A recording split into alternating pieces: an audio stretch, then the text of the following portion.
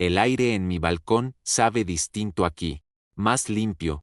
No es el tufo agudo e industrial de Monterrey con el que crecí, sino algo más suave, teñido con el aroma lejano del mar. 6 meses. Han pasado 6 meses desde que me alejé de todo lo que conocía. Y algunas mañanas, el silencio todavía se siente ruidoso, pero es un ruido bueno, del tipo que te deja escuchar tus propios pensamientos por primera vez en mucho tiempo. Mi celular vibra sobre la pequeña mesa de metal a mi lado. Es un correo electrónico.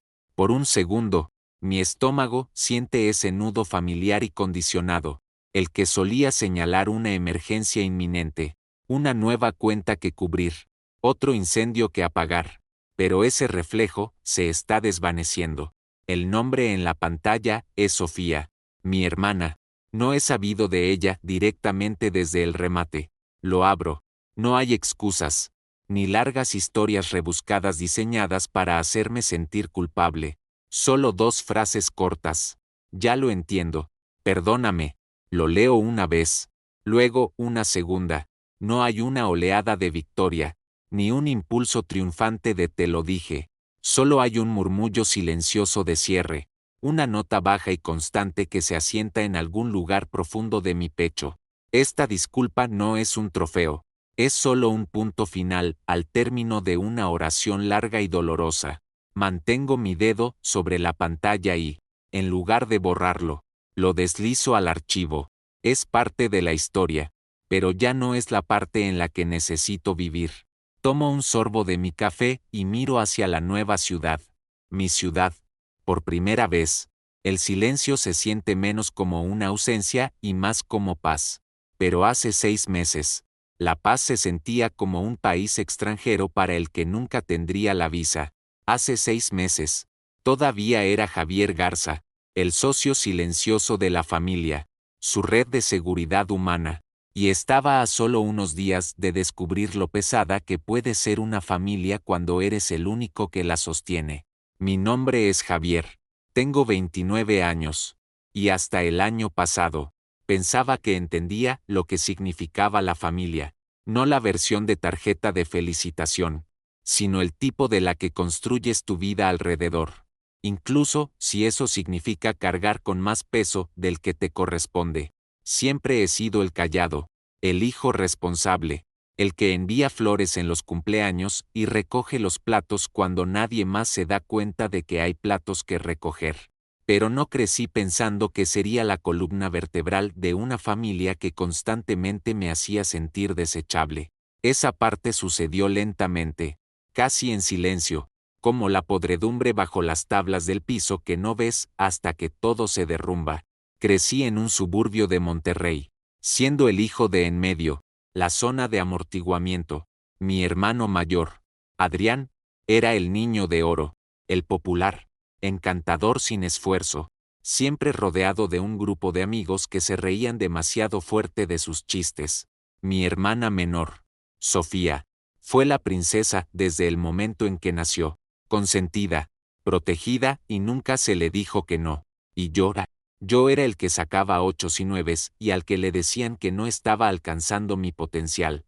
No me importaba. En realidad, encontré una especie de consuelo en pasar desapercibido. Me daba espacio para trabajar. Mantuve la cabeza gacha.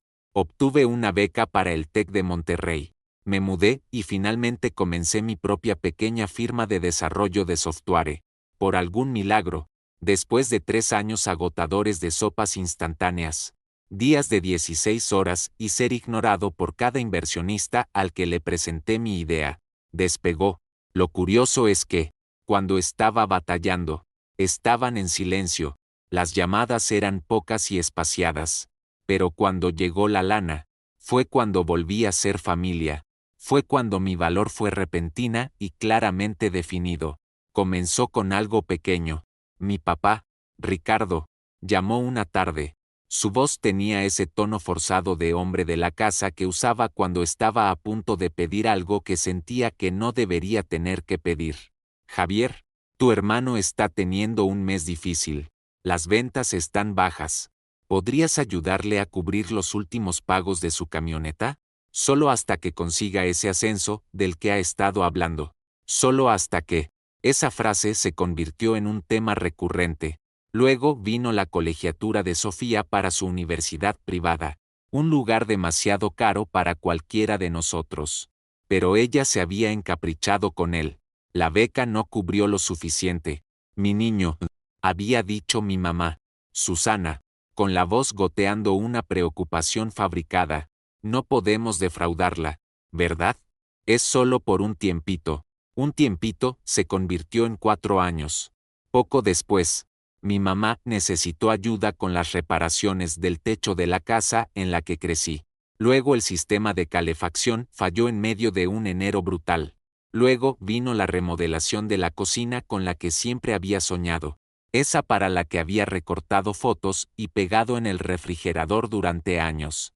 Pagué por las encimeras de granito, los electrodomésticos de acero inoxidable, todo, y así, de repente, estaba pagando por 3 hogares, incluido el mío, y todavía recibía mensajes de Adrián un viernes por la noche que decían, ¿me puedes transferir para el súper? Ando un poco corto. Al principio, no me importaba, estaba genuinamente agradecido de poder ayudar. Los amaba, o al menos, amaba la idea de ellos, la idea de la familia que se suponía que éramos. Incluso me convencí de que estaba construyendo algo, un legado, tal vez. Supuse que un día podría mirar hacia atrás y decir que mejoré la vida de las personas que amaba, pero algo en la forma en que lo trataban, como si se les debiera, como si mi éxito fuera un recurso comunitario al que tenían derecho, comenzó a carcomerme. No era el dinero, era la ausencia de reconocimiento. Los gracias se volvieron más raros. Luego se detuvieron por completo, reemplazados por un aire de expectativa. La Nochebuena pasada fue el punto de inflexión, el momento en que apareció la primera grieta real en los cimientos. Fui el anfitrión, no porque quisiera presumir, sino porque por primera vez, finalmente tenía una casa lo suficientemente grande como para sentarnos a todos cómodamente. Pedí la cena de un buen restaurante del centro. Pasé el día anterior limpiando, preparando todo en el patio, asegurándome de que todo estuviera perfecto. Llegaron 1 hora tarde, entrando como si fueran huéspedes de un hotel. Nadie ofreció ayudar, ni a poner la mesa, ni a servir las bebidas. Y ciertamente no con la montaña de platos más tarde. Adrián hizo un brindis a mitad de la cena, levantando su copa de vino mi vino y hablando de lo afortunados que éramos todos de tenernos. Por la familia, había dicho, mirando alrededor de la mesa con esa sonrisa de $1.000.000. Es lo único con lo que siempre puedes contar. La gente que siempre está ahí para ti. Nunca mencionó el hecho de que yo había pagado por todo. Ni siquiera me miró. Sofía trajo a su nuevo novio y apenas levantó la vista de su teléfono, excepto para quejarse de que el wifi estaba lento. Y mi papá pasó toda la noche contando historias sobre lo difíciles que eran las cosas en sus tiempos. Y como los jóvenes de ahora la tienen tan fácil con sus computadoras y sus aparatos sofisticados. Sentí sus ojos sobre mí cuando lo dijo. Una indirecta sutil destinada a recordarme que mi éxito no era real, que no se ganó con manos callosas y una espalda adolorida. Me lo tragué todo con una sonrisa apretada, rellenando copas y limpiando platos. El anfitrión perfecto, pero por dentro, sentí que se abría una distancia profunda y fría. Estaba en una casa que poseía, en una mesa que había pagado, rodeado de personas que compartían mi apellido. Y nunca me había sentido más solo. Luego vino la noche que lo desenredó todo. Era un martes cualquiera, tal vez 2 meses después, a finales de enero. El cielo tenía ese gris plano e implacable que se asienta sobre el noreste en invierno. Acababa de terminar una reunión larga y brutal con un cliente potencial y llegué a casa agotado. Me quité los zapatos. Me aflojé la corbata y sexta la luz parpadeante en mi teléfono. Un nuevo mensaje de voz de WhatsApp. Era de mi papá. Le di play y me puse el teléfono en la oreja. esperando una queja sobre el servicio de recolección de basura o otro recordatorio sobre el predial de Adrián. Pero no era eso. Su voz era cortante, cansada y afilada de esa manera especial que solo los padres saben ser. No hubo saludo. Acabo de ver el nombre de tu empresa en el periódico. Comenzó, hablando de una gran expansión. Debe ser bonito. Sabes, tu madre y yo te lo dimos todo. Nos partimos el lomo para que tú, tu hermano y tu hermana pudieran tener una vida mejor. ¿Y qué recibimos a cambio? Silencio. Entras y sales, presumiendo tu dinero como si te hiciera mejor que nosotros. Su voz se volvió más fría, mezclada con un resentimiento tan profundo que se sentía antiguo. Todo lo que haces es quitar. Javier, te llevas el crédito, te llevas el protagonismo. Nunca le has dado a esta familia nada real, nada que valga la pena recordar. Si tuvieras algo de orgullo, dejarías de actuar como si te debiéramos algo por tu éxito y simplemente te irías. El mensaje terminó. El silencio que siguió fue absoluto.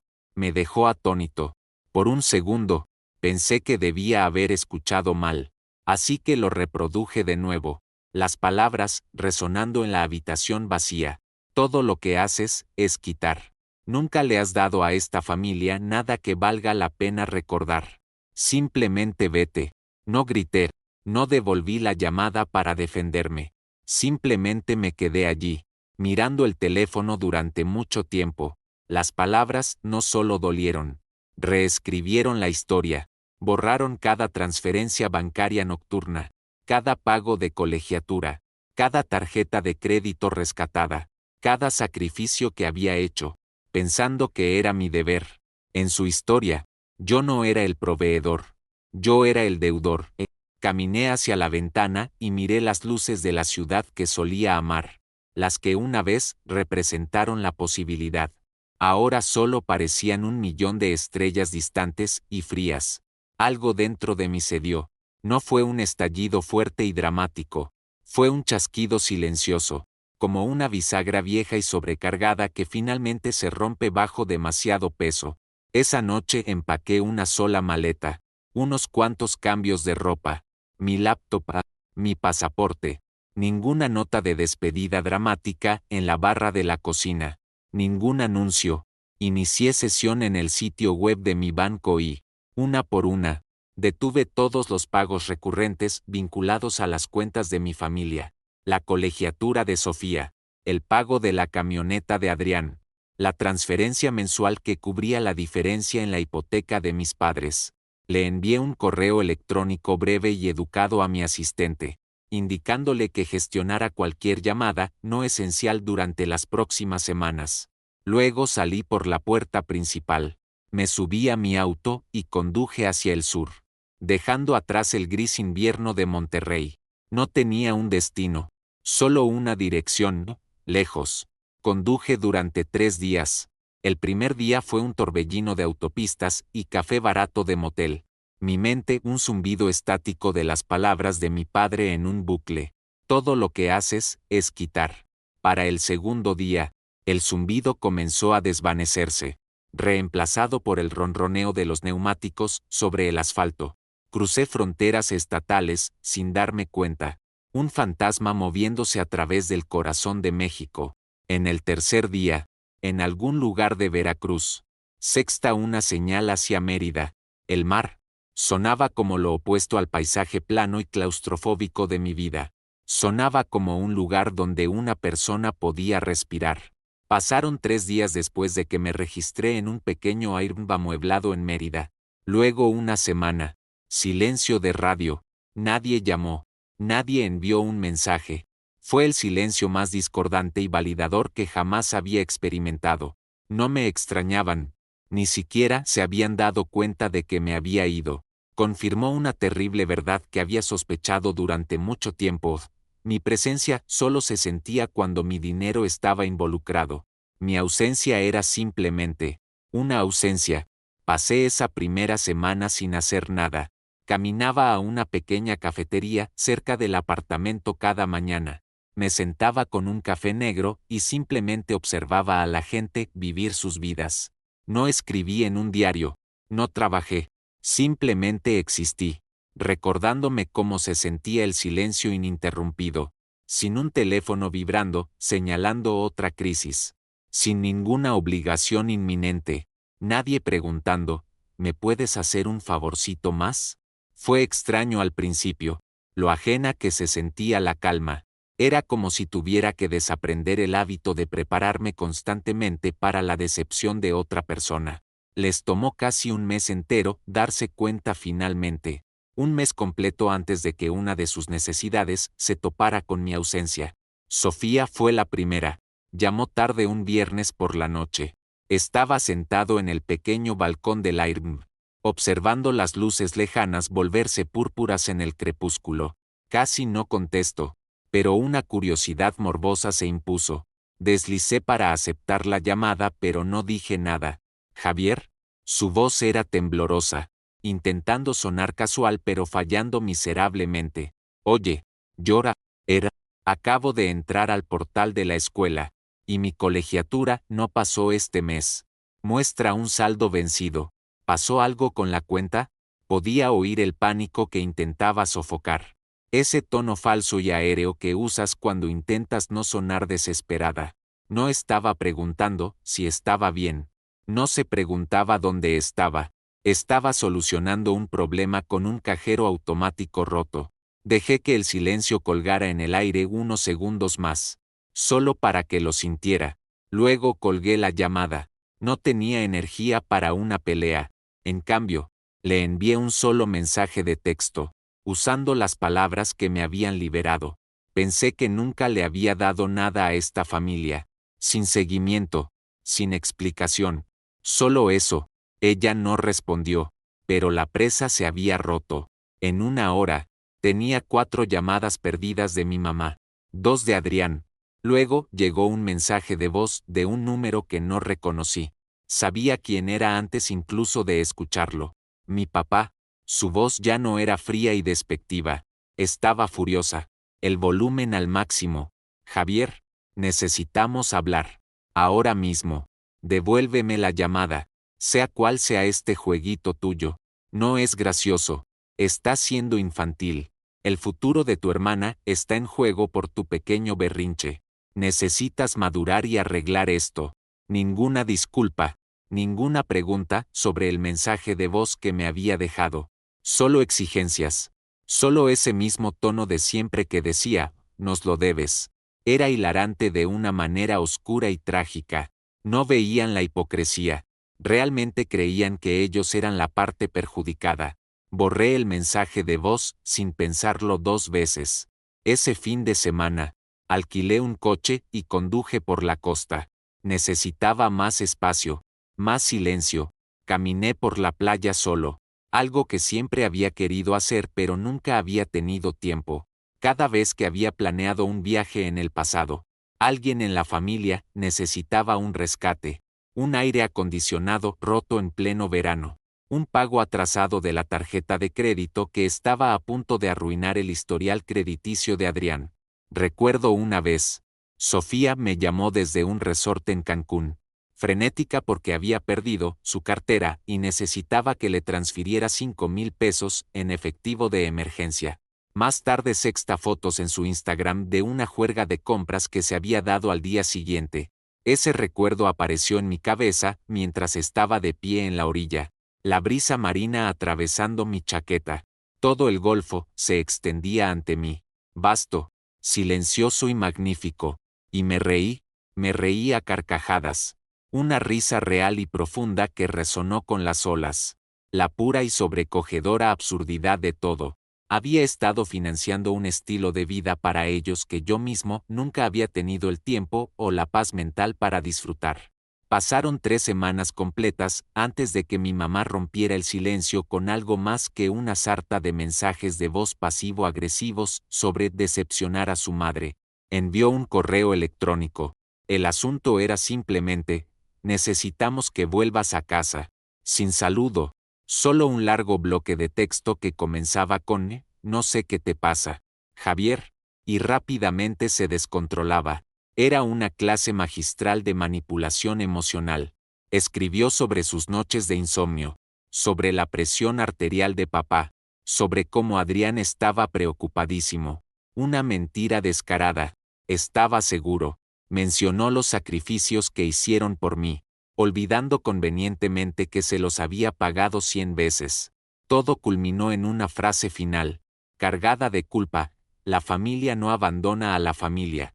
Me quedé mirando esa línea durante mucho tiempo. La familia no abandona a la familia, excepto que ellos sí lo hicieron. Me abandonaron cada vez que me hicieron sentir como una tarjeta de débito con latido. Cada cumpleaños que olvidaron porque estaban demasiado envueltos en la vida social de Sofía o en el último drama de Adrián. Cada día festivo en el que me senté en un segundo plano, un espectador silencioso, mientras Adrián daba sus grandes discursos y a Sofía la colmaban de regalos. Cada vez que tomaron dinero de mí sin un simple gracias. No lo llamaron abandono, lo llamaron tradición, lo llamaron amor. En medio de la avalancha de textos furiosos y correos electrónicos manipuladores, un mensaje se destacó. Era de mi prima, Elena, la sobrina de mi mamá. Habíamos crecido juntos, y ella siempre fue la observadora silenciosa, la que veía las cosas que el resto de la familia elegía ignorar. Su texto fue corto y simple. Siempre he admirado lo paciente que eres, Javi, pero me alegra que finalmente hayas dejado de ser su red de seguridad. Cuando estés listo para hablar, aquí estoy, no para convencerte de nada, solo para escuchar. Ese mensaje me golpeó más fuerte de lo que esperaba. Fue la primera vez que alguien en mi familia extendida había reconocido la dinámica. Fue un salvavidas de cordura en un mar de manipulación. La verdad es que no quería venganza, solo quería paz. Pero sus palabras me hicieron darme cuenta de algo importante. No solo estaba huyendo, estaba tomando una postura. No respondí al correo electrónico de mi madre. En cambio, se lo reenvié a mi abogado, el licenciado Morales. Morales me había ayudado a establecer mi negocio y algunos fideicomisos años atrás. Era agudo, sensato y ferozmente leal. Mis instrucciones fueron simples. Licenciado, escribí, quiero comenzar el proceso de liquidar algunos activos y reestructurar mis finanzas. Primero, por favor, detenga todo apoyo financiero no oficial a mi familia. Segundo, quiero transferir los fondos restantes en el fideicomiso educativo de Sofía a un programa de becas para estudiantes de primera generación en la universidad pública, los que realmente necesitan la ayuda. Entonces, un pensamiento me golpeó, un recuerdo de un documento que había firmado años atrás. Además, agregué, ¿podría investigar la escritura de la quinta en Santiago? La pagué por completo, hace unos años como una inversión familiar compartida. Quiero saber a nombre de quién está realmente en los papeles. Resulta que la promesa de mi padre, de que agregaría mi nombre a la escritura una vez que los abogados lo arreglaran, fue solo otro gesto vacío. Mi nombre era el único nombre en ella. Lo había olvidado. En mi prisa por complacerlos, por proveerles, había firmado los papeles, hecho los pagos y olvidado que en el papel, al menos, yo era el único propietario. Habían estado viviendo en mi casa, sin pagar renta, durante 5 veranos. Ese domingo por la mañana, sentado en esa tranquila cafetería de Mérida, tomé una decisión. Reservé un vuelo de regreso a Monterrey, no para reconciliarme, no para ser desgastado por la culpa. Iba a casa a cobrar las facturas. No le dije a nadie que iba. El vuelo de Mérida a Monterrey se sintió como viajar hacia atrás en el tiempo. Los cielos azules expansivos y el aire limpio y fresco de la costa dieron paso a la familiar capa gris y plana que colgaba sobre Monterrey a principios de la primavera. Era un cielo que exigía que mantuvieras la cabeza gacha. Sentí el viejo peso asentándose en mis hombros mientras el avión descendía. Una respuesta pavloviana a la geografía de mi pasado. Recogí un coche de alquiler en el aeropuerto, un sedán genérico y anónimo. Conducir por las calles que conocía de memoria se sentía surrealista. Era como ver una película de mi propia vida. Allí estaba el restaurante donde había trabajado durante mi primer año de universidad, el parque donde me había raspado la rodilla de niño, la desviación hacia la preparatoria donde había sido relativamente un fantasma. Esos lugares guardaban recuerdos, pero sentía que ahora pertenecían a otra persona. Conduje directamente a la casa, la de la calle de los Fresnos. La casa que ayudé a renovar cuando papá amenazó con venderla a menos que alguien pagara para arreglar el daño por agua en el sótano. Se veía exactamente igual desde el exterior, una casa colonial ordenada de 2 pisos con revestimiento amarillo pálido, un césped bien cuidado y un gran encino en el jardín delantero.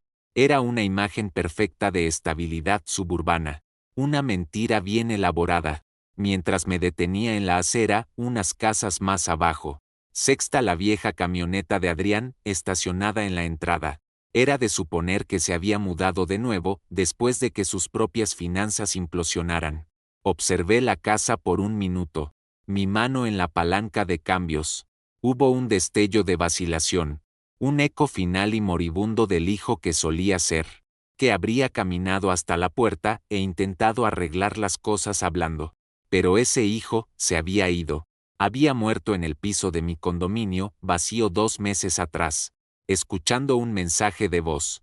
Salí del coche y subí por la entrada, mis pasos silenciosos sobre el concreto. No toqué.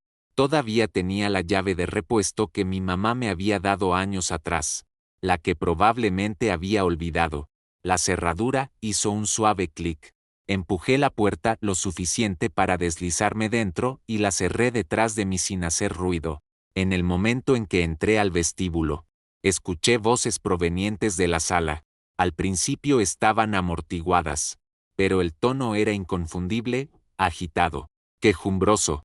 Me quedé perfectamente quieto en las sombras del pasillo, mi espalda presionada contra la pared. Solo está siendo dramático, decía Adrián. Su voz estaba llena de ese desdén perezoso y confiado que reservaba para cualquier cosa que lo incomodara. Volverá arrastrándose una vez que se le pase. Siempre lo hace. Necesita ser el héroe. La voz de Sofía siguió, más baja pero mezclada con un distintivo lloriqueo. Simplemente no entiendo por qué nos está haciendo esto. Digo, no es tanto dinero para él. ¿O sí? Tiene su empresa. Puede permitírselo. Se siente tan personal. Hubo un gruñido de mi papá, algo que no pude distinguir del todo. Luego, la voz de mi mamá, más suave, el sonido practicado de una víctima. Simplemente no sé en qué nos equivocamos. Ricardo, lo criamos para que supiera lo que significa la familia. Que nos eche todo en cara así. Es una traición. Él siempre fue el más débil, dijo finalmente mi papá. Su voz alta y clara, llena de una certeza amarga que me atravesó más que cualquier grito podría haberlo hecho, siempre escondiéndose detrás de esa computadora suya, actuando como si el dinero lo hiciera especial. Piensa que porque puede firmar un cheque, eso lo convierte en un hombre. No es así, solo lo convierte en una cartera con patas. Me quedé allí en el pasillo, sin ser visto, mientras continuaban despedazándome. Diseccionaron mi personalidad, mis motivos, mi propio carácter, pintándome como un niño egoísta e inestable que inexplicablemente se había vuelto contra ellos. Eran un comité de la culpa, y el veredicto fue unánime. Era mi culpa, todo. Ni una sola vez mencionaron los años de apoyo financiero, ni una sola vez reconocieron sus propias demandas, ni una sola vez se preguntaron si tal vez, solo tal vez, habían presionado demasiado. No lloré, no irrumpí en la habitación para enfrentarlos. Ni siquiera sentí el ardor de la ira. Todo lo que sentí fue una profunda y escalofriante sensación de confirmación. Esto era lo que eran cuando yo no estaba en la habitación. Esta era su verdad. Nunca me habían visto, ni al hijo, ni al hermano, ni a la persona que había sacrificado su propia paz por la de ellos. Solo veían la función que cumplía, y ahora que la función había cesado, la persona asociada a ella era un problema que debía resolverse. Salí tan silenciosamente como había entrado. La puerta principal cerrándose con un clic apenas audible. El aire frío de afuera se sintió bien en mi cara. Se sintió real. Volví a mi coche de alquiler y conduje hacia el norte, hacia Santiago. El viaje de 2 horas fue una meditación silenciosa. Las verdades más feas son a menudo las más liberadoras. No quedaba nada por salvar. Ninguna relación que rescatar. Solo quedaba el trabajo frío y duro de desenredarme. La quinta estaba tal como la recordaba. Una hermosa cabaña tipo A con una amplia terraza con vistas al agua. La había comprado con un sueño tonto y optimista en mi cabeza, un lugar para reuniones familiares, para fines de semana de verano, un lugar donde podríamos construir recuerdos felices para tapar las grietas en nuestros cimientos. Había pagado por cada tabla, cada clavo, cada mueble de adentro. Entré por la puerta principal con mi propia llave. El aire adentro estaba quieto y olía a limpiador de pino y madera vieja. Caminé por la cocina de planta abierta, mis pasos resonando en el silencio. Mis ojos se dirigieron a la pared sobre la chimenea. Estaba cubierta de fotos familiares enmarcadas. Fotos de veranos pasados aquí. Mis padres riendo en la terraza. Sofía y sus amigas posando en un barco.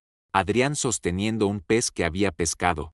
Una gran foto de grupo de todos tías, tíos, primos de una fiesta del Día de la Independencia de hacía 2 años. Escaneé las fotos, una por una, y me di cuenta, con una claridad lenta y creciente, de que no estaba en ninguna de ellas. Había estado aquí para todos esos eventos. Probablemente había tomado la mitad de estas fotos. Pero no estaba en la pared. Era como si hubiera sido metódica, quizás incluso subconscientemente, borrado. Mi única contribución era la casa misma, el escenario invisible en el que se representaba su feliz obra familiar. Saqué mi teléfono. No tomé fotos de la vista, ni de la acogedora sala de estar, ni de la chimenea de piedra. Comencé a tomar fotos para el anuncio inmobiliario, tomas amplias de las habitaciones, primeros planos de los electrodomésticos nuevos que había comprado, la terraza expansiva, el acceso al agua. Lo documenté todo con una eficiencia fría y desapasionada. Cada foto se sentía como una reclamación. No te quedas con los recuerdos cuando borras al hombre que pagó por ellos. Al anochecer, estaba en una habitación de hotel de vuelta en Monterrey. Le envié las fotos por correo electrónico al licenciado Morales con un simple mensaje: inicie la venta de esta propiedad de inmediato. Póngala a la venta tal como está. Eso fue el sábado. El letrero de "se vende" se colocó el lunes por la mañana. Esperé hasta ver el anuncio en línea antes de enviar un último mensaje al chat grupal de la familia. Adjunté una captura de pantalla del anuncio inmobiliario. Mi mensaje fue corto, tomando prestadas sus propias palabras para devolvérselas. Dijeron que nunca le di a esta familia nada que valiera la pena recordar. Así que finalmente les estoy dando lo que siempre actuaron como si quisieran: distancia. No más colegiaturas. No más pagos de coches. No más reparaciones de techos. Y en cuanto a la quinta, vendan sus propios recuerdos. Yo me voy. No esperé una respuesta. Salí del chat grupal y bloqueé todos sus números. Pensé que ese sería el final. Una ruptura limpia y nítida. Pero lo que no me di cuenta fue cuán profunda había llegado la red de su dependencia, y cuán rápido se desmoronaría una vez que cortara cada uno de los hilos. Porque en una semana, Sofía se enfrentaba a la expulsión oficial. Adrián fue despedido de su trabajo después de faltar demasiados turnos tratando de resolver las cosas. Mis padres, digamos que su banco llamó con algunas preguntas serias sobre una hipoteca que ya no podían pagar. ¿Y yo? Bueno, ya estaba a medio camino del aeropuerto para un nuevo viaje. Esta vez, a Europa, primera clase, sin culpa, sin ataduras. El desmoronamiento había comenzado, pero el verdadero caos apenas estaba por empezar.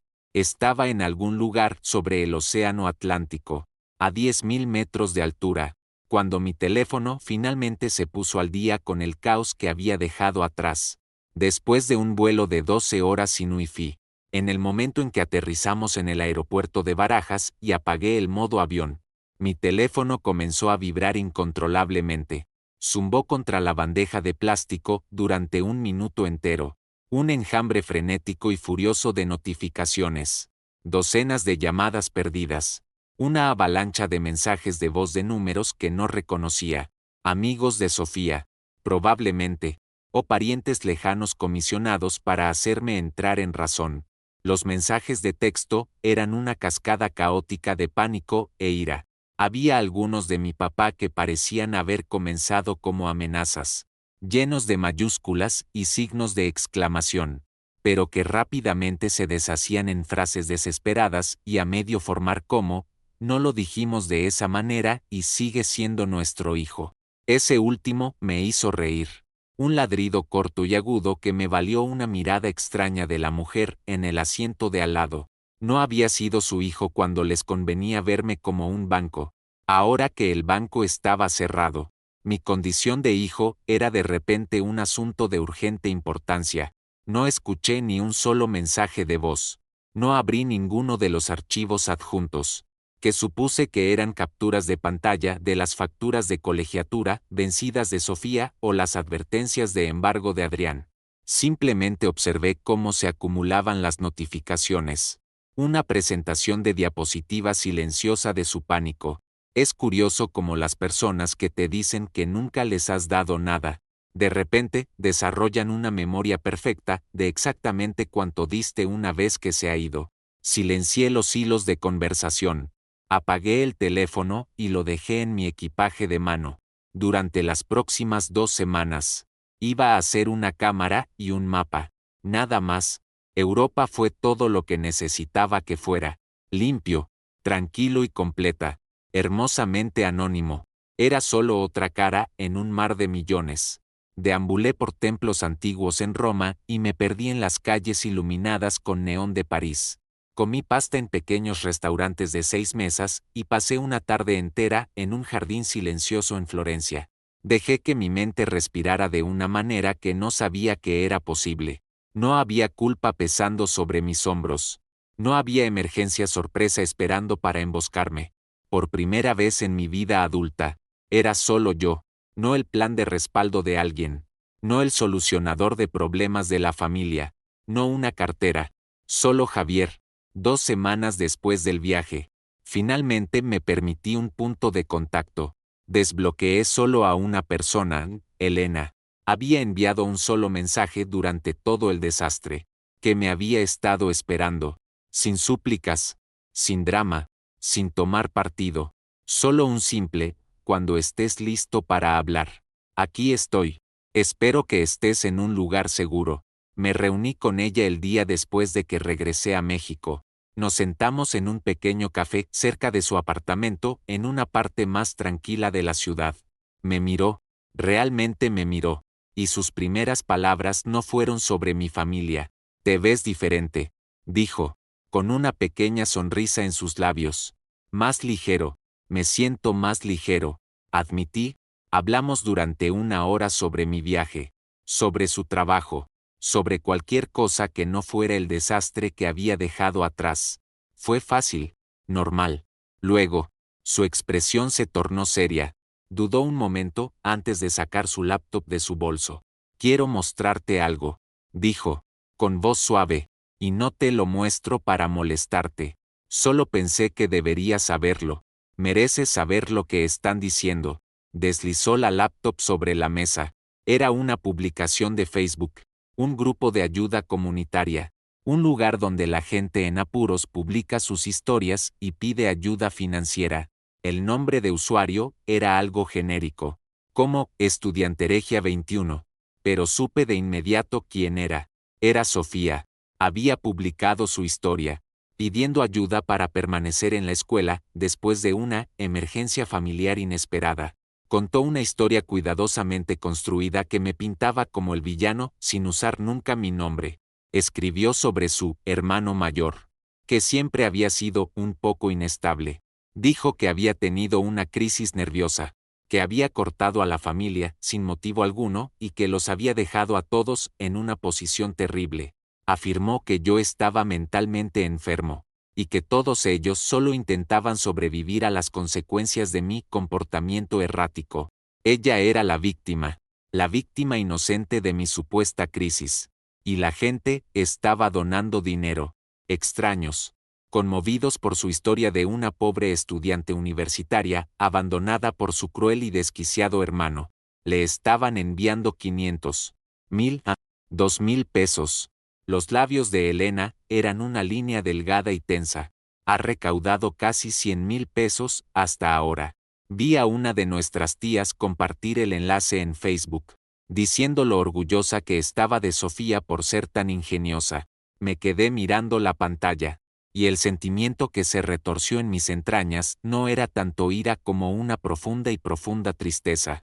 Ahí estaba de nuevo, esa misma historia familiar, remodelada para encajar en la narrativa de la víctima, solo que esta vez, lo estaba haciendo públicamente, monetizándolo, usando como arma la simpatía de extraños que no sabían nada de nuestras vidas. Y la peor parte, la parte que realmente rompió algo en mí, fue darme cuenta de que probablemente ella se lo creía. En su mente, ella era la víctima. No tenía la capacidad de ver lo que ella y el resto de ellos habían hecho. Podría haber explotado. Podría haber creado mi propia cuenta de Facebook y haber expuesto toda la sórdida historia para que el mundo la viera. Podría haber publicado capturas de pantalla de los textos, los correos electrónicos, los estados de cuenta bancarios. Pero no lo hice. Publicar con rabia y señalamientos públicos. Ese era su estilo. Ruidoso, desordenado y diseñado para atraer la atención. Decidí hacer algo más silencioso, algo más preciso. Esa noche, revisé años de mis registros digitales. Tomé capturas de pantalla de cada pago que había hecho para su educación. Transferencias bancarias con el concepto Colegiatura Sofía. Estados de cuenta de tarjetas de crédito que mostraban pagos directos a la oficina de tesorería de su universidad. Recibos de transferencias para los fondos de emergencia para libros de texto que le había enviado durante su primer año. El pago inicial para su viaje de estudios a España. Todo estaba allí. Un meticuloso registro digital de mi apoyo silencioso. El total ascendía a poco más de 1,5 millones de pesos. Subí las capturas de pantalla a un álbum privado de Imgur. No se veían nombres, ni leyendas dramáticas. Solo un muro frío e innegable de evidencia, fechas, montos en pesos y confirmaciones de pago. Luego, usando una cuenta anónima y desechable, publiqué un solo comentario en su publicación de Facebook. No era furioso, no era acusatorio, era solo una pregunta simple y directa. Antes de donar, tal vez deberían preguntarle a dónde se fue el otro 1,5 millones de pesos de ayuda para la colegiatura. Algunas personas olvidan quién las ayudó en el momento en que la ayuda se detiene. Y luego publiqué el enlace de Imgur. No se volvió viral. No fue necesario. Pero el efecto fue inmediato y devastador. En cuestión de horas, su publicación original se inundó de preguntas. El tono cambió de la simpatía a la sospecha. A la mañana siguiente, la publicación había sido eliminada por los administradores por actividad sospechosa y posible fraude. Su intento de controlar la narrativa le había explotado en la cara. Esa fue la primera consecuencia real que cualquiera de ellos enfrentó y que no pudieron culpar a mi inestabilidad. Fue un resultado directo de sus propias acciones. La segunda consecuencia llegó una semana después. Recibí una carta certificada en mi oficina. Era de mi papá. No estaba escrita a mano. Estaba mecanografiada. Formal. Como una especie de notificación pseudo-legal. Estaban tratando de celebrar una reunión de junta directiva para arreglar lo que habían roto. Pero enterrada en la ridícula jerga corporativa, estaba la verdadera razón por la que se comunicaron. Querían una parte de las ganancias de la venta de la quinta. Aparentemente, creían que tenían plusvalía emocional en la propiedad. Le pasé la carta al licenciado Morales, sin decir una palabra. La leyó. Una lenta sonrisa se extendió por su rostro. ¿Plusvalía emocional?, dijo, sacudiendo la cabeza. Esa es nueva.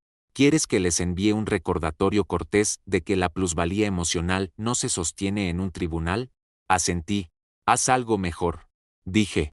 Envíales una copia del acuerdo de compra original, el que firmó mi papá, aquel en el que, de su puño y letra, había reconocido los términos del acuerdo años atrás, aquel con la cláusula que el licenciado había insistido en que incluyera, que establecía claramente: yo, Ricardo Garza, reconozco que esta casa es comprada por y sigue siendo propiedad exclusiva de Javier Garza.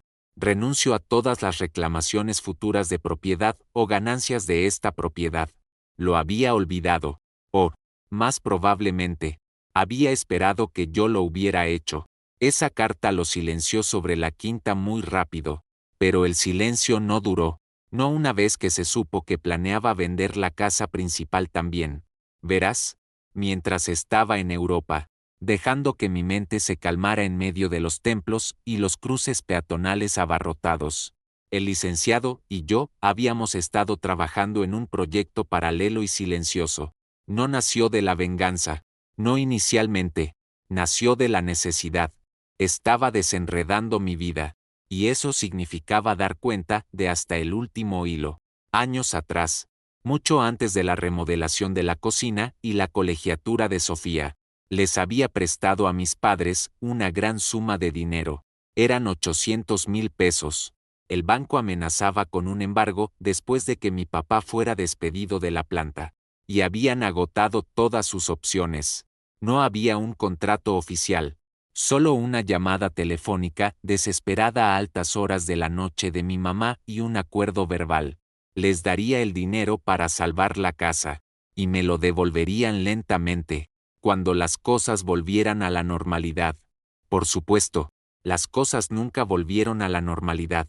O, si lo hicieron, el dinero se fue a otra parte, a un coche nuevo para Adrián, a uno de los costosos pasatiempos de Sofía.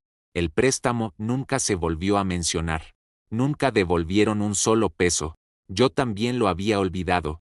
En cierto modo, lo había dado por perdido como otro costo de ser su hijo. Pero el licenciado no. Era abogado y trataba con hechos, no con sentimientos olvidados. Rastreó cada depósito de mi cuenta a la de ellos. Compiló las transferencias electrónicas, los estados de cuenta, un rastro de papel claro e indiscutible de la deuda. Y con esa evidencia, presentamos silenciosamente un gravamen sobre la casa. Un gravamen es un reclamo legal contra una propiedad. Significaba que si alguna vez intentaban vender o refinanciar, tendrían que pagarme primero. Más importante aún, significaba que yo, como principal acreedor, podía forzar legalmente una venta para cobrar la deuda que me debían. La casa en la calle de los Fresnos, el símbolo mismo de su estabilidad suburbana, el escenario de su drama familiar, ahora estaba legalmente enredada con el hijo que habían expulsado. La noticia les cayó como un golpe físico. Elena me llamó la noche que recibieron la notificación. Podía oír el estrés en su voz. Javier, están en pánico, dijo, con voz baja. Tu mamá llamó a mi mamá llorando. Dijo que estabas tratando de dejarlo sin hogar. Tu papá está amenazando con ir a las redes sociales, para decirle a todo el mundo el monstruo que eres. Suspiré, reclinando la cabeza contra la silla de mi oficina.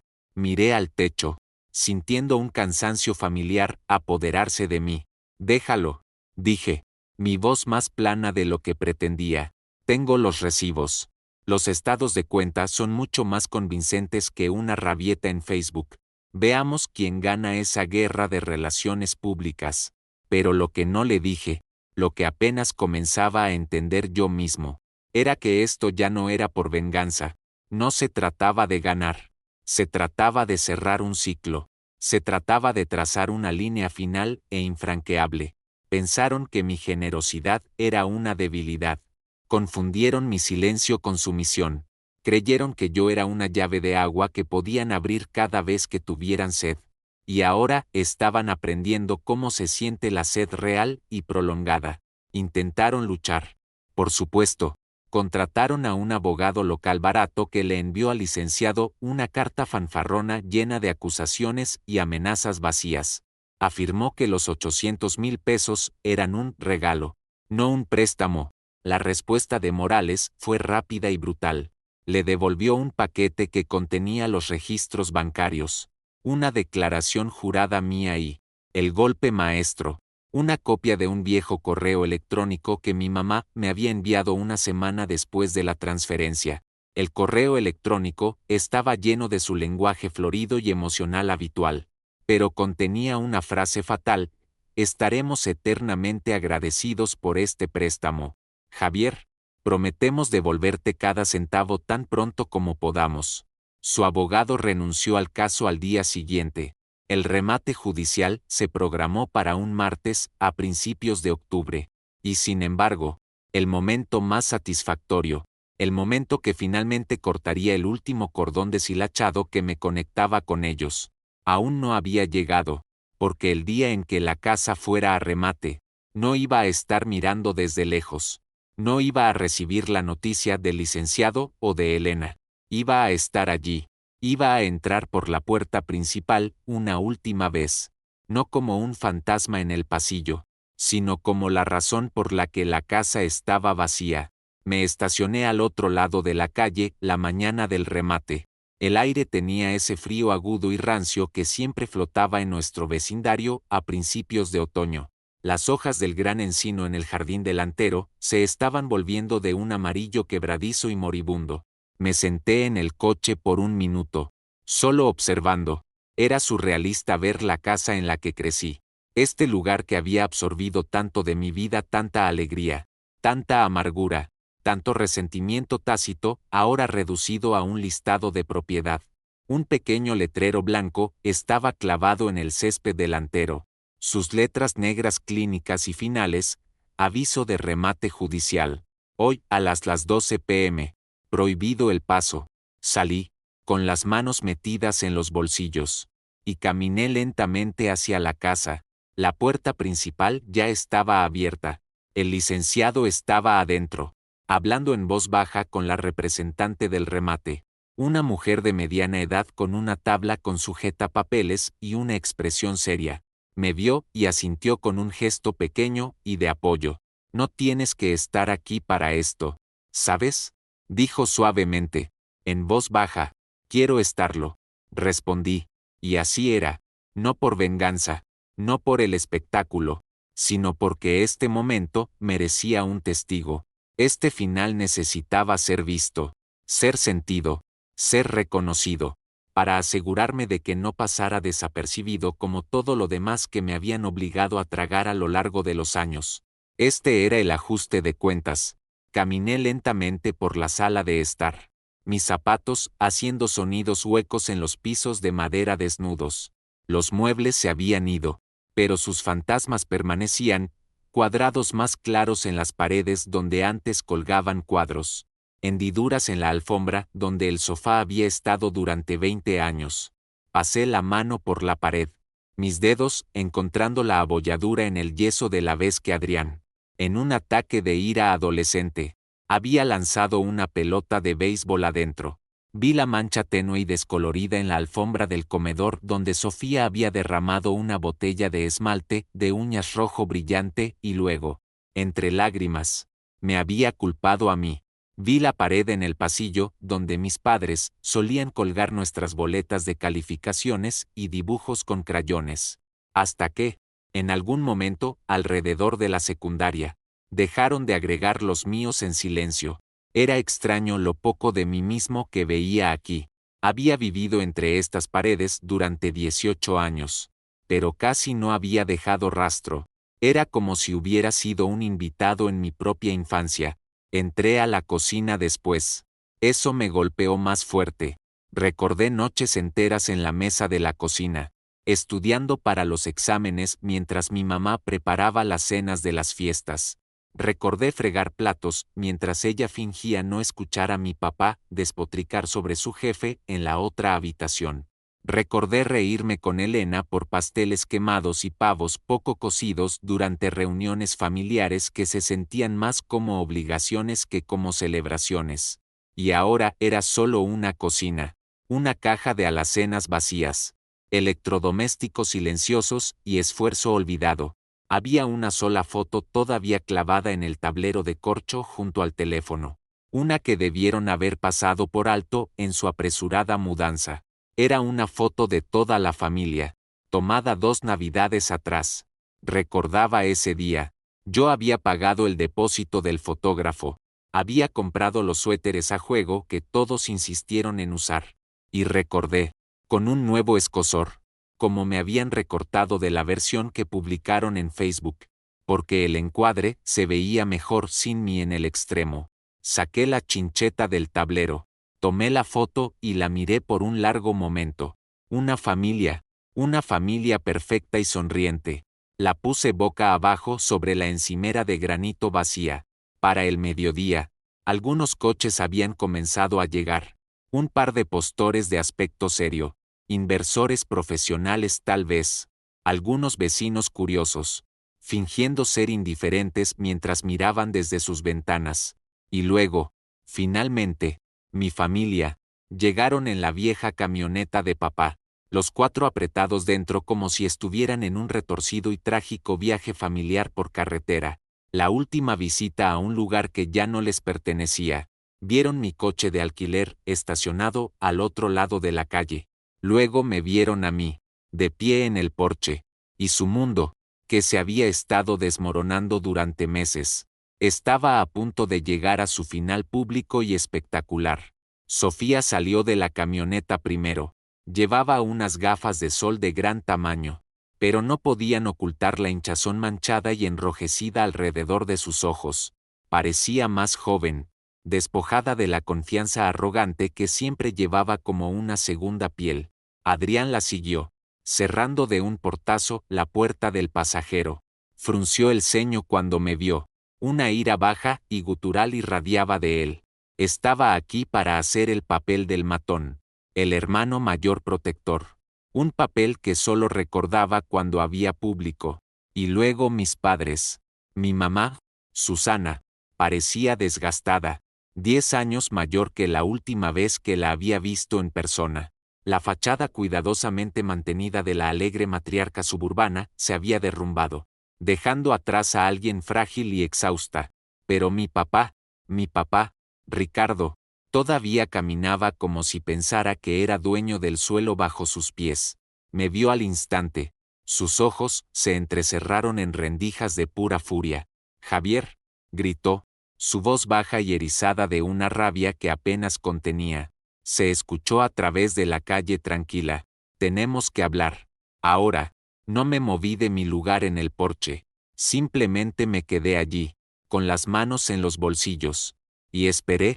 Ese simple acto de quietud, de no obedecer inmediatamente, pareció enfurecerlo más que cualquier cosa que pudiera haber dicho. Subió por la entrada, con Adrián medio paso detrás de él como una sombra leal y enojada. Mi mamá y Sofía flotaban cerca de la camioneta. Una pequeña y miserable audiencia. «¿Realmente vas a hacer esto?», dijo papá, deteniéndose en el escalón inferior del porche, obligándose a mirarme hacia arriba. «¿Vas a quedarte aquí y ver cómo humillan a tu propia familia? ¿Por qué? Exactamente. ¿Algún supuesto desaire? Por primera vez en años». Lo miré directamente a los ojos y no sentí nada, ni miedo, ni intimidación, ni una necesidad persistente de su aprobación. Solo una calma vasta y vacía. «No es un desaire, papá», dije, mi voz uniforme y firme. «Es un patrón. Y termina hoy. Pequeño malagradecido», comenzó, su cara volviéndose de un rojo oscuro y moteado. Dio un paso adelante. Su mano se cerró en un puño. Adrián se tensó a su lado, pero levanté una mano. Un gesto simple y no amenazante que lo detuvo en seco. «No lo hagas», dije. «Simplemente no lo hagas. No vamos a hacer esto aquí». Sofía finalmente se unió a ellos, su voz quebrándose mientras las lágrimas que había estado conteniendo comenzaban a caer. Voy a perder mi beca por esto, sollozó, las palabras dirigidas a mí como dagas. Ya tuve que dar de baja 2 de mis clases. Mi promedio está arruinado. ¿Por qué nos haces esto? Volví mi mirada tranquila e inquebrantable hacia ella. Pagué tus primeros 3 años de universidad. Sofía, dije, no con crueldad, sino como un simple hecho.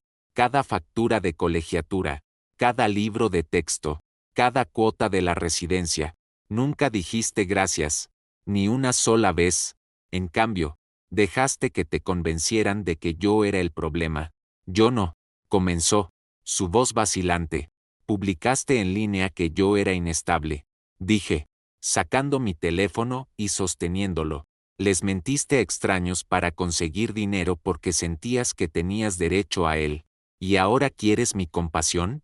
Su rostro se arrugó y se dio la vuelta, incapaz de mirarme a los ojos. La verdad era una luz dura, y no estaba acostumbrada a estar en ella. Mi mamá finalmente habló, su voz suplicante, la última flecha en su aljaba de culpa. Somos una familia, Javier, susurró, su mano agarrando su pecho. Las familias no se hacen esto, cometemos errores, perdonamos, no nos destruimos. Eso fue todo. Esa era la línea, la que resumía toda su filosofía. Sus errores debían ser perdonados, y mi perdón debía ser dado sin fin. Mamá, dije, y mi voz era más dura ahora. Las familias no toman así. Tomaron todo lo que pudieron. Mi tiempo, mi dinero, mi confianza. Tomaron hasta que no quedó nada que dar. Y cuando me detuve, no preguntaron qué pasaba. No preguntaron si estaba bien. Simplemente se enojaron porque el suministro se cortó. Me llamaron egoísta. Me llamaron débil. Me dijeron que nunca le había dado nada a esta familia. Hice una pausa, dejando que las palabras colgaran en el frío aire de otoño. Solo les estoy dando lo que pidieron. La voz del subastador resonó de repente detrás de mí, aguda y profesional, cortando la gruesa burbuja de nuestro drama familiar. Muy bien, señoras y señores, comenzaremos la subasta en 5 minutos. Por favor, tengan listos sus números de postor. Mi papá miró a su alrededor, con los ojos muy abiertos por un pánico repentino y creciente. La realidad de la situación finalmente lo estaba golpeando. Esto no era una negociación. No era una discusión que pudiera ganar siendo el más ruidoso de la habitación. Era un procedimiento legal que estaba sucediendo con o sin su consentimiento. No puedes hacer esto, dijo, su voz bajando a un susurro desesperado. Esta casa es todo lo que tenemos. Ni siquiera tendrías tu empresa, tu dinero, si no fuera por nosotros, por los cimientos que te dimos. Casi me río. Los cimientos que me dieron fueron de negligencia y afecto condicional. Los cimientos que me dieron fueron la motivación para trabajar 16 horas al día para poder largarme de allí. Tienes razón, dije, mi voz desprovista de toda emoción. Así que la estoy recuperando. Se quedaron allí, arraigados a la entrada. Un cuadro de incredulidad y furia impotente.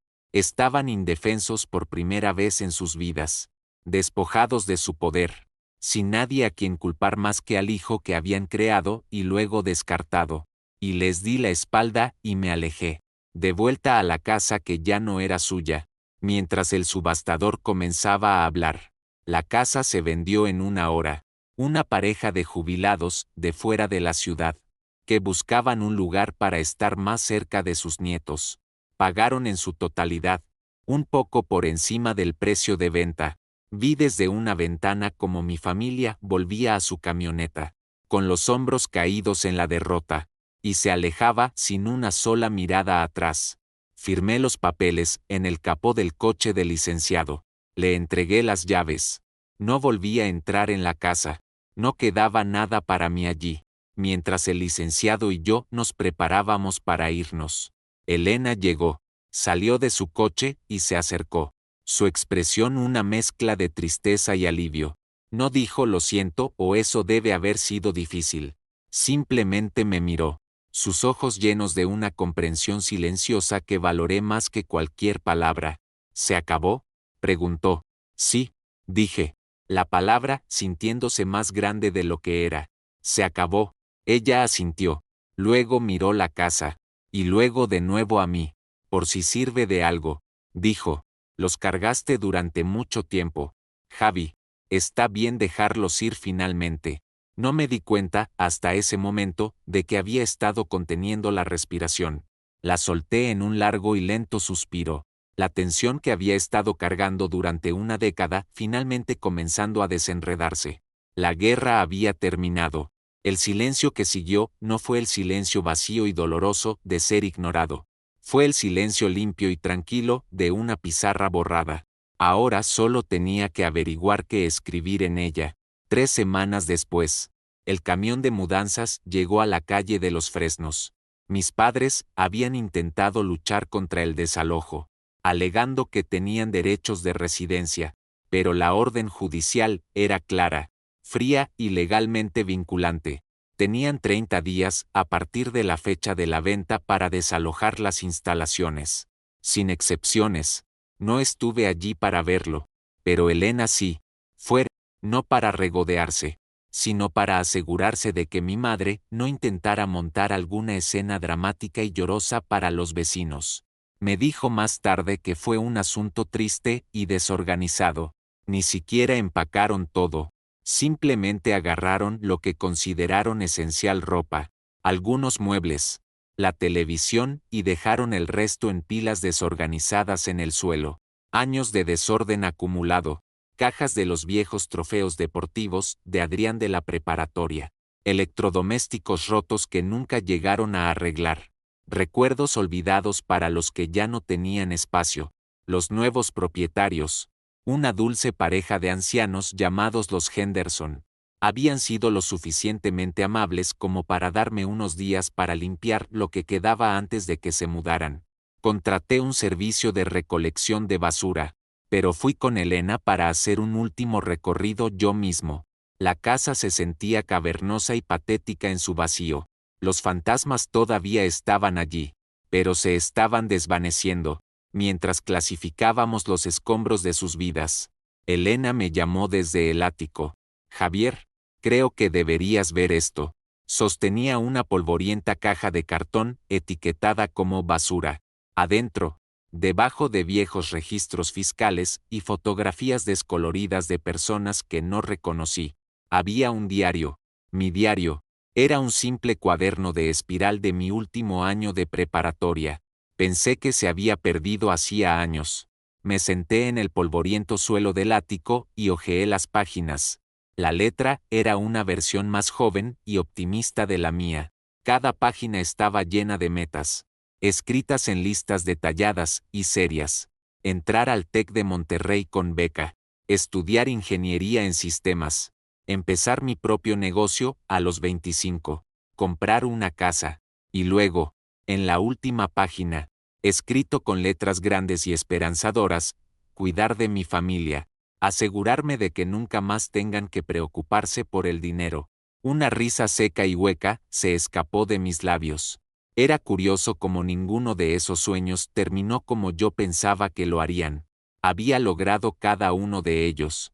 Había conseguido la beca, había iniciado el negocio, había comprado las casas, y había cuidado de mi familia, tan a fondo y completamente que casi me había borrado a mí mismo en el proceso. Cerré el diario y lo guardé en el bolsillo de mi chaqueta. Era una reliquia de una persona diferente. Un chico que creía en una versión de la familia que nunca existió realmente. Trabajamos el resto del día. Donamos los muebles que aún eran utilizables. Tiramos las cosas rotas. Las cosas olvidadas. La basura. Elena fue una presencia tranquila y constante a mi lado. La única familia que me quedaba. Y la única en la que realmente confiaba. Cuando se llevaron la última caja y la casa estuvo finalmente completamente vacía, se acercó y me abrazó durante un largo rato. Hiciste lo correcto, Javi, susurró en mi hombro, aunque todavía no se sienta así. Y tenía razón, no se sentía bien, No de la manera triunfante y victoriosa que se ve en las películas. No hubo una sensación de victoria vertiginosa, ni una confrontación final y satisfactoria que terminara con un aplauso lento. Solo hubo silencio, un silencio agudo y resonante que lentamente, durante las siguientes semanas y meses, dio paso a un sentimiento desconocido, la paz. Me mudé poco después. Vendí mi condominio en Monterrey, el que siempre se había sentido más como un hotel que como un hogar. Vendí mi empresa a una firma de tecnología más grande que había estado tratando de adquirirla durante años, dejándome con más dinero del que sabía qué hacer y, lo que es más importante, sin obligaciones. Empaqué 2 maletas. Me subí a mi coche y conduje hacia la costa hasta que el paisaje se sintió diferente, hasta que el aire supo a nuevo. Compré un loft en una bodega reconvertida en una ciudad que solo había visto en fotos. Era más pequeño, más simple, pero era mío. Cada mueble, cada libro en el estante, cada plato en la alacena era algo que yo había elegido. Para mí y solo para mí. No había facturas secretas, ni deudas emocionales ocultas. Sin culpa, las llamadas finalmente cesaron. Los correos electrónicos enojados de mis padres se agotaron. Adrián y Sofía, me enteré a través de Elena, se habían mudado juntos a un apretado apartamento de 2 habitaciones. Adrián estaba trabajando en una serie de trabajos esporádicos, y Sofía se había visto obligada a transferirse a un colegio comunitario local, tomando clases por la noche mientras trabajaba durante el día. Estaban sobreviviendo, estaban aprendiendo, a la mala, lo que significaba valerse por sí mismos. Con el tiempo, incluso la amargura se desvaneció. Descubrí que no los odiaba, simplemente, me desconecté. Fue como cortar finalmente el último hilo de una cuerda deshilachada y pesada que me había estado arrastrando bajo el agua durante años. Finalmente podía respirar. Finalmente podía salir a la superficie. Una noche, meses después de haberme instalado en mi nueva vida, estaba sentado en mi balcón. Tenía vistas a las extensas y brillantes luces de la ciudad. Estaba bebiendo una taza de té, simplemente observando los coches moverse como ríos de luz en las calles de abajo. Pensé en esa última Nochebuena, en el brindis vacío que Adrián había hecho por la familia, en la forma en que todos sonrieron para una foto, como si fueran actores en un comercial, completamente inconscientes de que el pegamento que mantenía unido su pequeño mundo perfecto se estaba agrietando. Y me di cuenta de algo profundo. Nunca fueron realmente una familia. No de la manera que importa. Eran un sistema, un ecosistema que había evolucionado durante décadas, con cada persona desempeñando un papel específico y codependiente. Adrián era el niño de oro encantador pero inútil. Sofía era la princesa consentida. Mi padre era el patriarca amargado.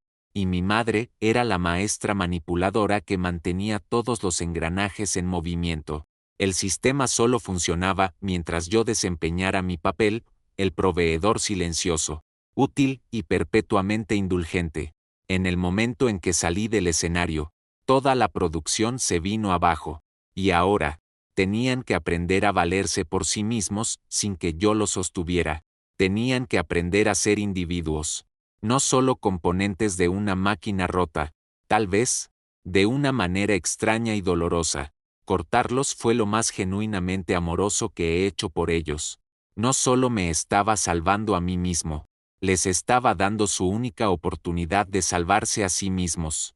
Recibí un mensaje unos meses después de eso, un correo electrónico, el que comenzó esta historia. Era de Sofía, enviado desde su nueva dirección de correo electrónico de estudiante en el colegio comunitario. Era corto, despojado de todo su drama habitual. No espero una respuesta. Solo quería decir que ahora estoy trabajando para pagar mis clases. Es difícil. Y finalmente lo entiendo. Todo. Perdóname. Lo leí 2 veces. Luego una vez más. El viejo Javier habría saltado ante la oportunidad de reconectar, de arreglar las cosas, de aliviar su carga.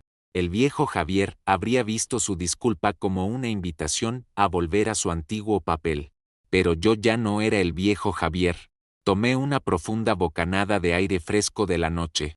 Archivé el correo electrónico. No por despecho, no porque no la hubiera perdonado, sino porque ya no necesitaba el cierre de ellos. Ya lo había encontrado dentro de mí mismo. Y por primera vez en toda mi vida. Eso fue suficiente. La vida no se volvió mágicamente perfecta. Los primeros meses en mi nueva ciudad estuvieron marcados por una extraña especie de síndrome del miembro fantasma.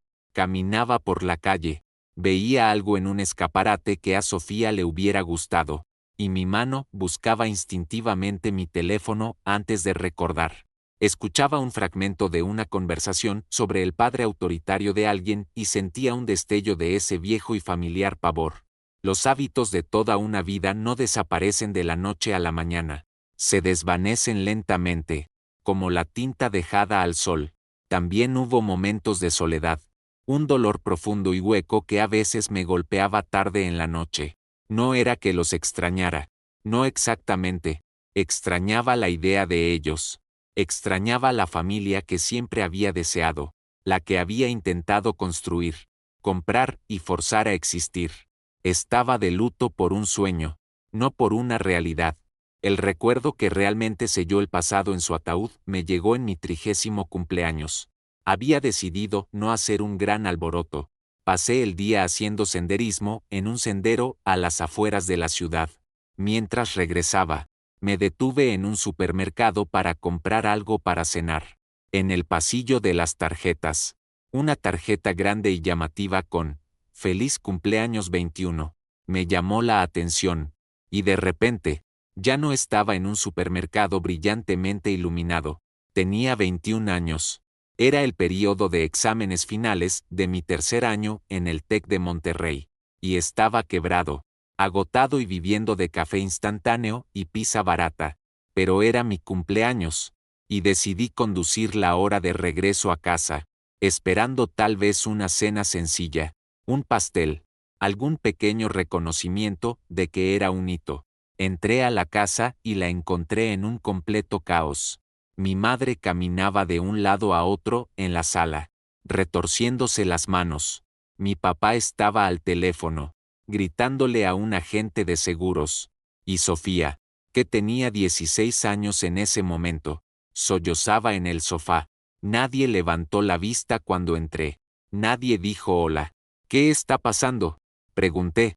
Mi mamá se apresuró hacia mí. Su rostro una máscara de ansiedad frenética. Javier, gracias a Dios que estás aquí. Sofía tuvo un accidente. Tomó mi coche al centro comercial sin preguntar y chocó contra un poste en el estacionamiento. Solo una pequeña abolladura. Pero tu padre está furioso y Sofía no deja de llorar y no sé qué hacer. Y así, mi cumpleaños desapareció. Pasé las siguientes 3 horas siendo el solucionador de problemas de la familia. Calmé a Sofía, asegurándole que no era el fin del mundo. Le quité el teléfono a mi papá y negocié tranquilamente con la compañía de seguros, arreglando que un ajustador viniera al día siguiente. Inspeccioné la abolladura del coche, que era menor, y prometí que buscaría un buen taller. Cuando todos finalmente se calmaron, me di cuenta de que nadie había comido, así que usé los últimos 200 pesos en mi cuenta bancaria para pedir una pizza para todos. La comimos casi en silencio en la sala de estar, mientras me preparaba para volver a la universidad. Mi mamá me abrazó en la puerta. Gracias por encargarte de todo eso. Mi niño, dijo, siempre eres tan bueno en una crisis. Nunca recordaron que era mi cumpleaños. Ni ese día, ni al día siguiente, ni nunca. Fui invisible. Mi único propósito, mi único valor, era mi habilidad para resolver sus problemas, para absorber su caos, para hacer sus vidas más fáciles a expensas de la mía. De pie en ese pasillo del supermercado, el recuerdo me invadió no con ira, sino con una tristeza esclarecedora. No solo los había dejado un papel que ya no estaba dispuesto a interpretar. Me compré una pequeña y ridículamente cara rebanada de pastel de chocolate. Fui a casa y me la comí en mi balcón. celebrando al hombre en el que me estaba convirtiendo en lugar de llorar al niño que nunca fue visto. Una semana después, llamé a Elena. Se había convertido en un ritual cómodo, una forma de mantenerme conectado con la única pieza de mi pasado que no dolía. ¿Cómo van las cosas?, pregunté. Tranquilas, dijo, y pude escuchar la sonrisa en su voz. Tu antigua calle es mucho más tranquila. Eso es seguro. Vi a tu mamá en la tienda la semana pasada. Severa, cansada. Pero bien, la empresa del tío despidió a un montón de gente. Así que Ricardo está trabajando a tiempo parcial de nuevo, haciendo algunas cosas de construcción con Adrián. ¿Adrián está trabajando en la construcción?, pregunté, sorprendido. Adrián siempre había menospreciado el trabajo manual, considerándolo por debajo de él. Sí, supongo que ya no se puede ser exigente. Él y Sofía siguen siendo compañeros de piso. Por lo que he oído, es un desastre. Se rió entre dientes. Pero a Sofía le está yendo muy bien en la escuela. Trabaja en una cafetería para pagarse los estudios. La ha cambiado. Está más centrada. Sentí una extraña y distante sensación de orgullo por ella. Se las estaban arreglando. No era bonito. No era fácil. Pero estaban aprendiendo. El mundo no se había acabado porque yo dejé de sostenerlo por ellos. Oye, dijo Elena, cambiando de tono. La verdadera razón por la que llamé.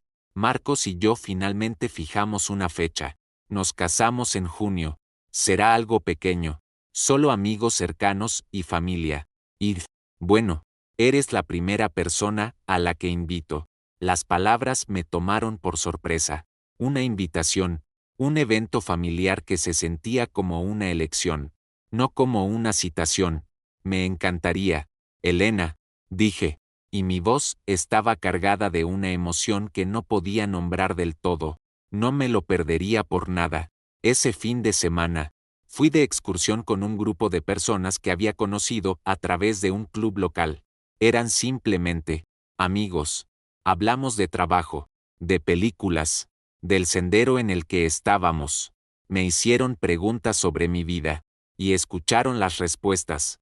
Después, todos fuimos a comer pizza, y dividimos la cuenta. Fue tan simple, tan normal, tan hermosamente recíproco. Era todo lo que se suponía que debía ser la familia. Esta noche, estoy sentado en mi balcón de nuevo, mirando la ciudad que se ha convertido en mi hogar. El diario del ático está sobre la mesa junto a mí. Lo tomo y lo abro en esa última página, en esa caligrafía seria e infantil. Cuidar de mi familia. Solía pensar que eso significaba firmar cheques, arreglar coches y resolver crisis. Pensaba que significaba cargar con todas sus cargas para que nunca tuvieran que sentir ningún peso. Ahora veo que era una definición errónea. No los estaba cuidando, los estaba habilitando, y me estaba destruyendo a mí mismo en el proceso. Miro la invitación de boda de Elena, que está apoyada en mi estantería. Pienso en mis nuevos amigos, en la vida que estoy construyendo aquí. Una vida basada en el respeto mutuo y la conexión genuina. Una vida que es mía. Y me doy cuenta de que finalmente estoy cumpliendo esa promesa de la preparatoria. Estoy construyendo una nueva familia, una elegida, y estoy cuidando de su primer miembro, Yor. El zumbido silencioso de la ciudad de abajo suena menos como ruido y más como una promesa. Una promesa de un futuro que puedo escribir por mí mismo. Y por primera vez, no hay otros nombres en la página.